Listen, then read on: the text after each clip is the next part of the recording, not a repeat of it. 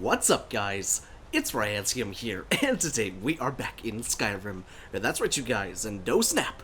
Is it gonna be an awesome freaking day? So guys, welcome back, and happy Sunday. So today we're gonna be taking a look at a home that is far different from really any home that I've done before, especially the one that we showcased yesterday, and that is because today we're taking a look at SHURRASHI'S Den.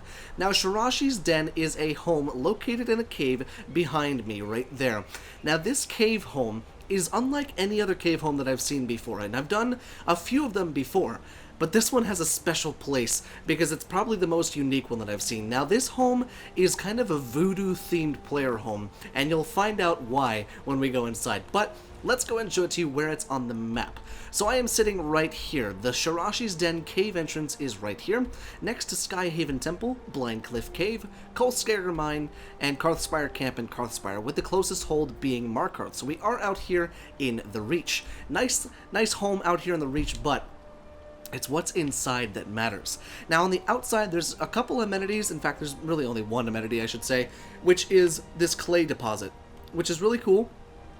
Because then, if you have a Hearthfire home somewhere else, you can always just have, you know, a little bit of a clay mine right here, and just have that sorts of stuff. But let's go ahead and head inside SHURRASHI'S Den so you guys can get a feel for what this is all about. So the minute you enter, you have this, you know, the dark dungeon sound as soon as you enter, and the music dissipates.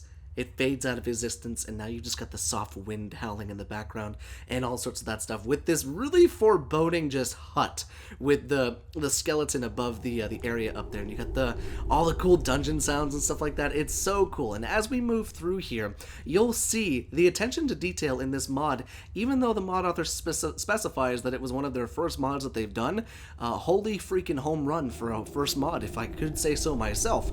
So let's go ahead and break this down in typical Ryantium fashion, because it's going to get a little bit creepy here, guys. So the first thing that we find is this big hut. Now, I believe this hut is something that you would find with the Forsworn, maybe like a Hag Raven hut or something like that, but I really like the taproots that are hanging down right there, and then this nice big double bed. It's a simple bedroom right here, you know, it's nothing too crazy, because a lot of the attention to detail went into the amenities here that you can use. So let's go ahead and walk over this way to where we see the crafting area. And the first thing that caught my eye was this weird-ass gigantic voodoo doll. And it's creepy looking. It is so freaking creepy looking.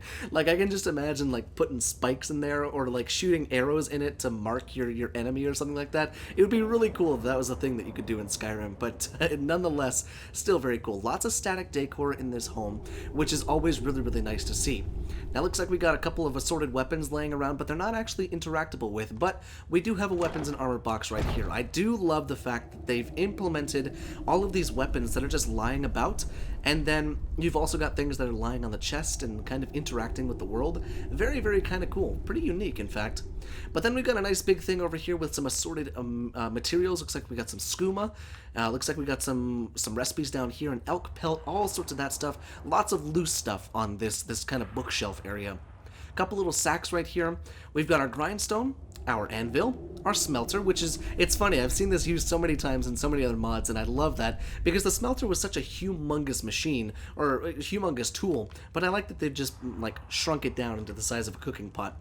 And then last but not least, we have our workbench, and I'm sure a tanning rack is around here somewhere. I just haven't seen it yet. We'll probably end up running into it along our travels within here, but if we go and move on through here, we can find that the kitchen is a little bit less, or is a little lackluster as far as kitchens go, but it's keeping with the theme of this kind of voodoo shaman that's just kind of tucked away in the mountains of the Reach. And I think that's honestly probably the coolest part about this entire mod, is because it allows you to roleplay as something that I would never even think about having in Skyrim. A freaking voodoo kind of shaman just sitting in the back mountains of the Reach, you know, performing rituals and sacrificing people and everything like that, dealing with mystical, you know, magic and everything like that. It's kind of crazy. Kind of cool to think about, but kind of crazy. I love all the candles. The mod author has done a really great job with the lighting and everything in here.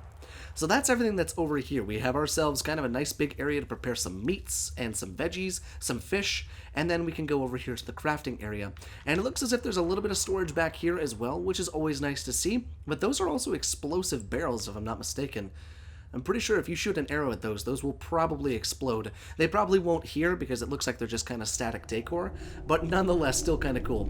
That's going to mesh differently with the candles right there just because of SMIM, so that's a little bit funny. But very cool crafting area over here with a very terrifying kind of scarecrow-like voodoo doll.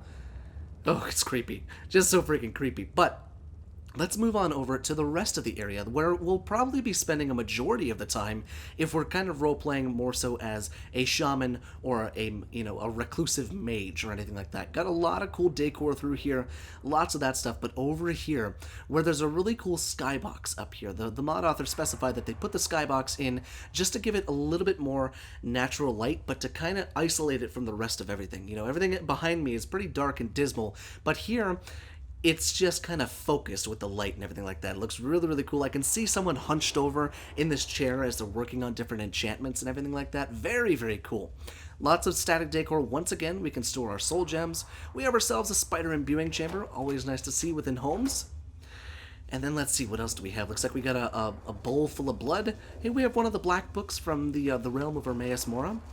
And then we've got a whole bunch of stuff over here where you can actually take these different bugs. And I like this big kind of crystal ball looking thing. Looks really, really neat. We've got a couple of our spell tomes right here. Definitely cool for a necromancer or for anything like that. We have our Alchemy Lab here with a couple of sorted poisons. It looks like, yeah, that's actually all poisons back there. Salt pile back there, virulent, and then void salts, that's free void salts. That's pretty good. Arcane Enchanter right here with a pretty extensive little farm over here for a lot of the mushrooms, a lot of the fungus, a couple of the flowers back here, the death bells, the dragon's tongue, the glowing mushrooms, all sorts of that stuff. And then, like I said, the cool little skybox up there. Now, I don't know if that changes with the time.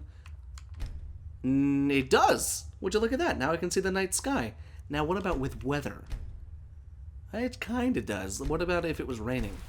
Yeah, okay, so you can definitely hear the rain coming in, but we'll go ahead and just clear that up right there. Very nice. So that's kind of cool. It will change as time goes on, but does the lighting change? Not really, no. So the lighting stays the same, but the skybox will change based on the time, which is pretty cool. And then the last but not least section over here, which, before we go over there, I love this kind of overhang right here with this bridge, and all of these little kind of trauma roots down here, or trama root, however you want to pronounce that. Kind of really neat. I love the overgrowth aspect in here as well. It gives it a very cool kind of natural feel, as if everything was already here and someone just kind of moved in. But now we can move across this bridge to kind of the, I would say, the sorcerer/wizard section over here. We've got all sorts of static decor over here with a bunch of different ingredients inside of them. Some human hearts.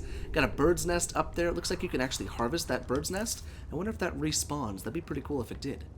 Got ourselves a shaman's staff right there, which looks really, really cool. And then this is kind of like the human sacrifice / just sacrifice place in general.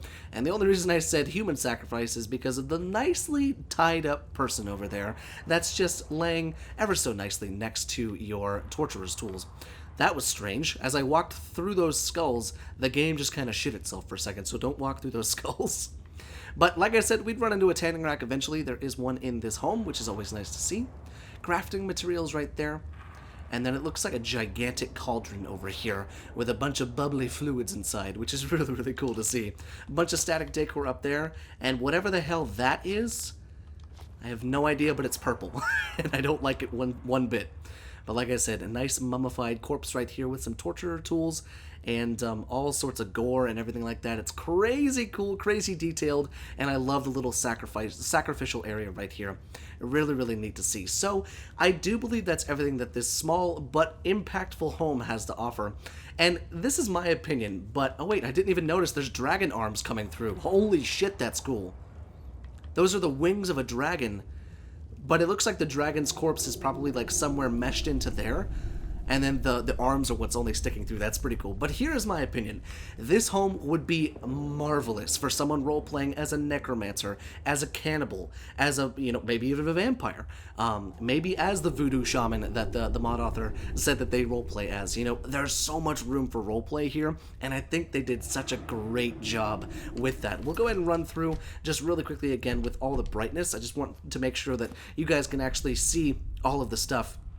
But it's just a really cool place. You know, if you want to play as a reclusive alchemist or a reclusive enchanter or anything like that, it's such a neat and unique home that I've not really seen a whole lot of before.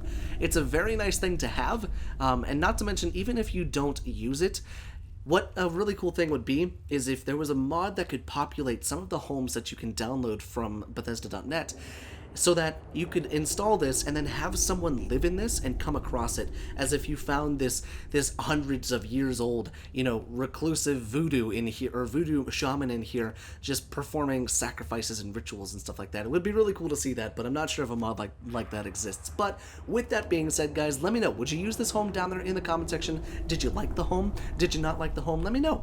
And guys, I will see you in the next video.